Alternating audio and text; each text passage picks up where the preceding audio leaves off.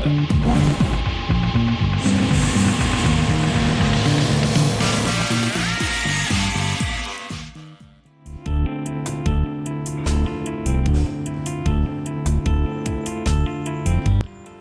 Evan here from Easy on Cars. It's about time we pick up some of our projects. So, what have we been working on?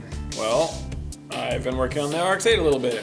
Here it is. If you hadn't followed along in the past, we built this RX-8 with a 6.0 liter LQ4 with some LS3 heads, LS3 intake, LS3 manifolds. We don't have any accessories on it yet. We've custom built our mounting plates. We've got our steering rack sort of located but not yet complete. One thing that I did, but I did not really film too much of, was I installed the LS1 RX-8 PPF replacement brace. So for the rear diff, you can replace the factory brace, and that's what this guy is right here. It gets pinched basically from the rear differential cover and the rear diff. And so I've just got the axles back in. I've got my drive shaft installed. I have some work to do with the shifter. I need to figure out the cable situation, but I'm not really gonna get into that until I know exactly what I'm gonna do. But besides that, yeah, project's coming along. This is the wiring harness. Probably don't need to go through the entire thing here, but basically, it's a very long harness. Basically what I'm going to do is just locate the PCM in the engine bay and then plug everything else in and then identify which wires need to be shortened up, which is going to be pretty much all of them.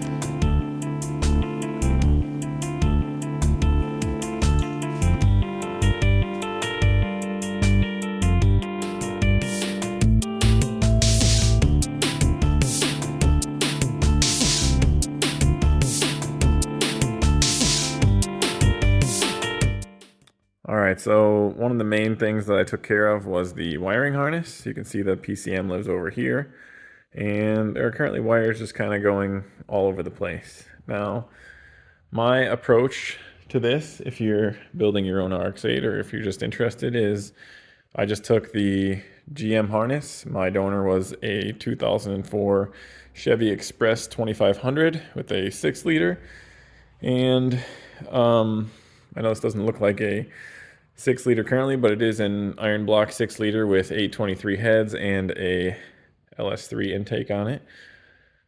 And what I did was I took that harness and I took all the wires out of it that were not needed. One of the reasons that people use or like this PCM is it has the transmission controller built in, so there's no need to have a separate transmission controller.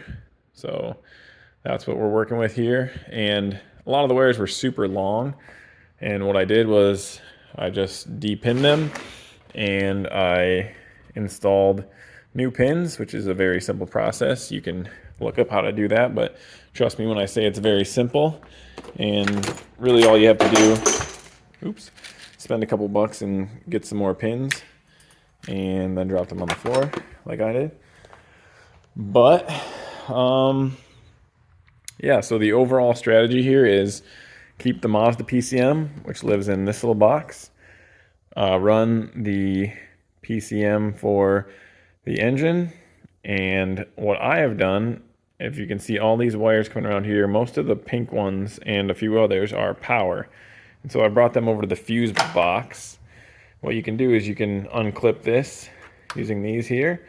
And then basically if you look at the RX-8 and you say like, oh, ignition, or what's another good example?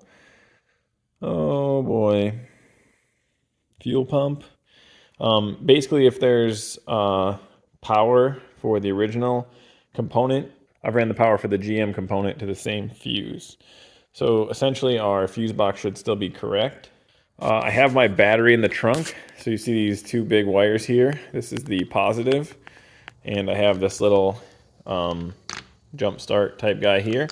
On the back of that, there are a few different wires. One of them goes directly here to the fuse box. This is just a different fused PCM power that I put in. This other one goes to the starter. Those are both connected right there. Yeah, I've got my accessories on. This is a 2010 Camaro SS water pump and tensioner. This is an alternator bracket that goes where the power steering pump used to be, so it's a low mount alternator bracket. And I did have to drill and tap into the iron block there. It was very easy. I was a little worried, but I just took my time and no big deal. Beyond that, I have the Mazda PCM tone wheel back there. I can just barely see it there. And then I also have the sensor pointing right directly at the tone wheel. Really the only sensors for the Mazda PCM are the tone wheel and then the water temp sensor. And that pretty much, that and the ABS module are required for the electric power steering. So I'll show you what I did with the ABS module. It used to live right here, but it was just kind of an inconvenient spot. So I saw this on the Facebook group. Somebody else moved it down here. So I moved it here. I've just mounted it to the bottom of the frame rail here. I've made my own lines. As you can see, 2 of them go to the master cylinder here and just come down there. The other 2 go to the back of the car. And there's another one that goes over to this wheel and another one that goes to that wheel. So there are 6 in total. A lot of information on the Facebook group if you're following along. If you're not and you're thinking about building this car, I'd recommend it because the search function there pretty much gives you most of what you need to do this build. I guess to move that ABS module, which is now down there, I had to extend the wires. So the tricky part is that these are shielded. So what I did is I made my own shielded wires. And the shielding is for basically each wheel speed sensor, which goes to the ABS module to control. So those are all extended. How did I make my own? Well, probably just buy some shielded wire, guys, if you want to, but I use copper tape and very careful soldering and stuff. I don't know why I did that. I could have just ordered some, but I was impatient one day. But as long as it works, that'll be fine. Show you the battery back here. One thing I got the box. It's not like done yet or anything, but for now it's in place. I really have been digging the battery cutoff switch, which has saved me. So basically, if I don't want power to the battery, watch, you'll see the light go off. Just unscrew that, screw it back in when you do want power.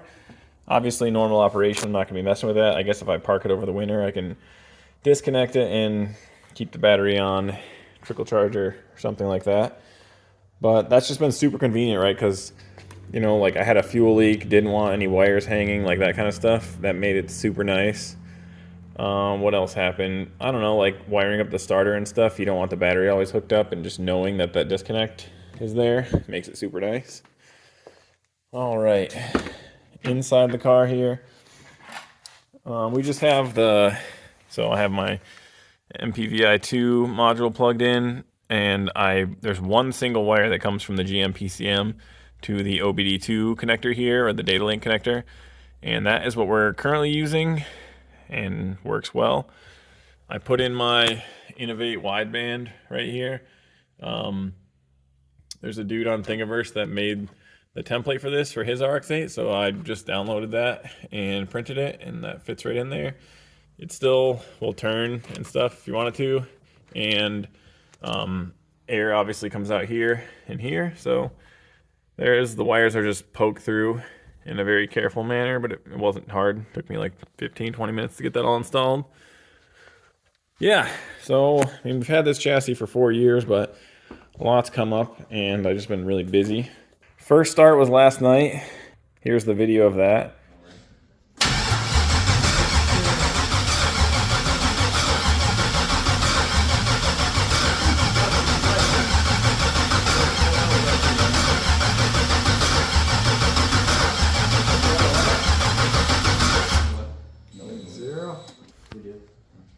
Can identify us. Ready, boys? Yep.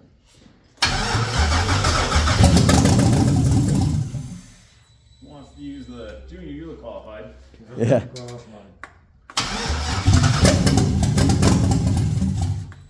Ooh, she's barking off a little bit. Oh,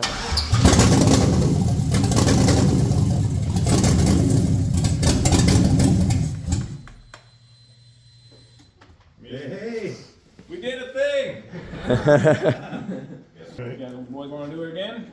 Just a little bit more than that.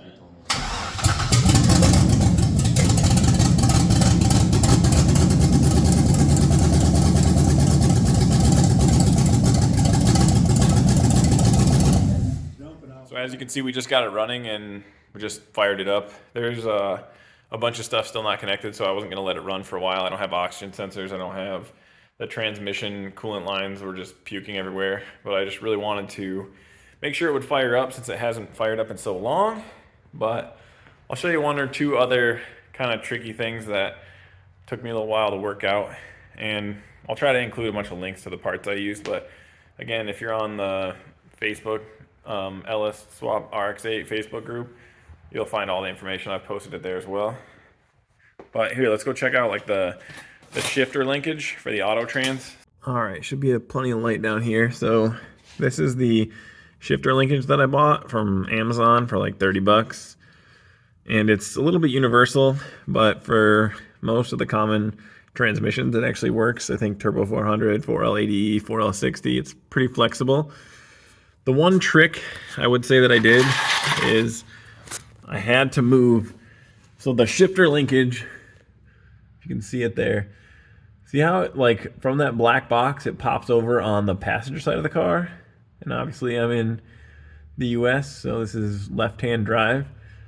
Well, I thought about like trying to switch it over to the other side, like that shaft to come out of the driver's side, but that wouldn't work out. So all I did is I bent it towards the driver's side of the car, obviously over the top of the transmission tail housing there.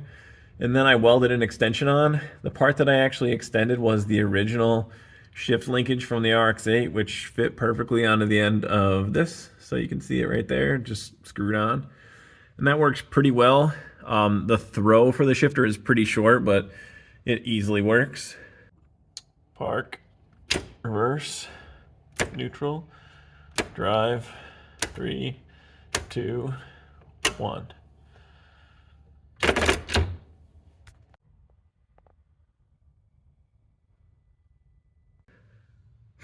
So there's my wideband just hanging out. I'm gonna weld up the exhaust here eventually.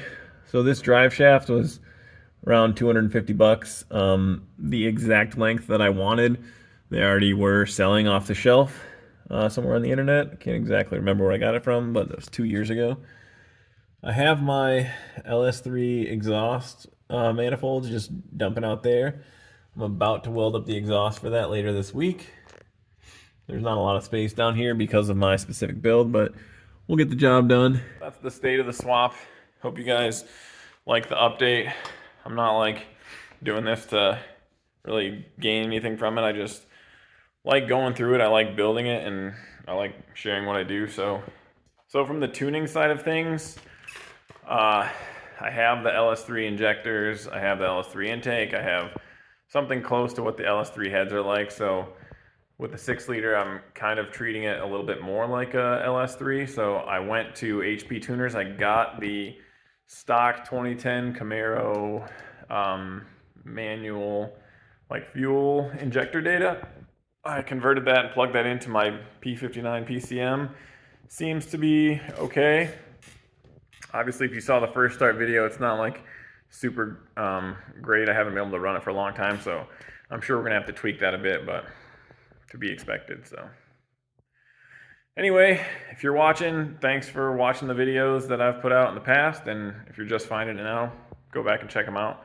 I got a twin turbo Subaru that I built that will probably be on the channel more once I have more time to work on it, and then our RX-8 here should be on the road within the next couple weeks. So that's the goal. Thanks for watching. Take it easy. Easy on cars.